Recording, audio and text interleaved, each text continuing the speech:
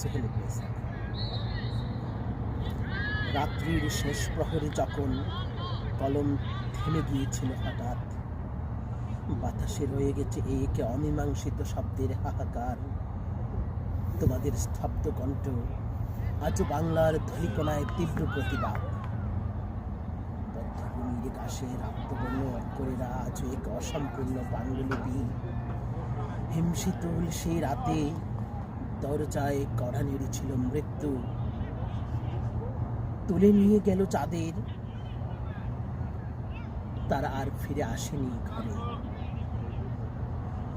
চোখে বাঁধা কালো কাপড়, পেছনে বাঁধা ছিল দুটি হাত। রায়ের বাজারের কাঁদা জলে মিশে গেল জাতির মেধা। পিশাচের বুলেটে ঝাঁঝরা হলো হৃৎপিণ্ড, চূর্ণ হলো হাড়।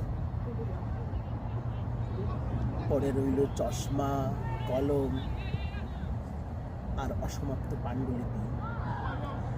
বিজয়ের ঠিক পূর্ব মুহূর্তে এ কেমন শূন্যতার হাহাকার।